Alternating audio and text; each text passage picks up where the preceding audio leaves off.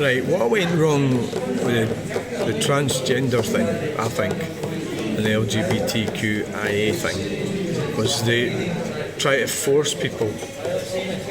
It's very tricky to talk about this because you're going to be hated by everybody. But the truth is that the ideology, it's an ideology, and it was pushed. So really the reality is most people probably accept the fact that that's okay what you're doing, but it's when you start pushing it too far, and that's where the rejection came. And what's happened, the pushback's too much the other way. But what I will say is there's still laws about discrimination in Scotland and in Great Britain. So I think what's happened is the activism has went too far, and that's the same with the net zero thing as well, and the climate thing and all that stuff. It goes too far and pushed too far, and the pushback. So you could land it, it's like a boom, it's like an elastic band, and it gets pushed, so you land it back further than you were 5 years ago. But it's interesting. So the reality is, if you want to do all that stuff, you can, and you can do that in this country. But you can't force anybody to. So what stuff was about? So what an example of what? Well, I think it's kind of like overblown, a lot of it.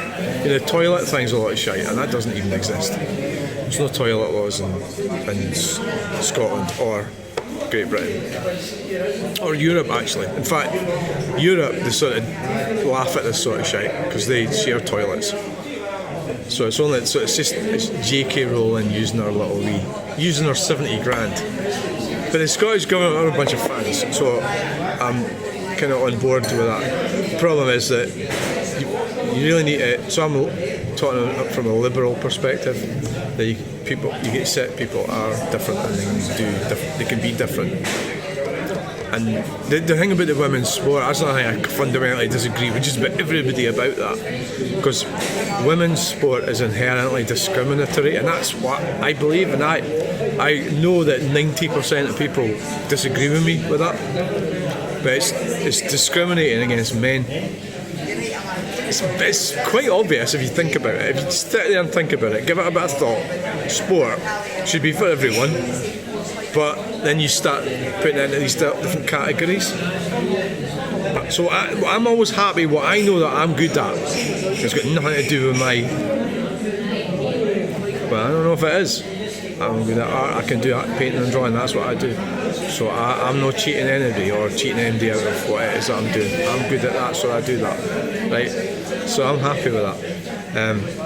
But the whole thing, this is where I am with it, is after going through the whole process of the gender change and everything, I certainly wouldn't. I don't think people should do it. I should just try and improve yourself without going. But then where does that end? What are you talking about, surgery? So there's people taking tablets to lose weight and everything. That's not natural, is it? So it's like, where do you draw the line with what's natural and what isn't natural? And there's a lot of questions, but I think you can do whatever you want.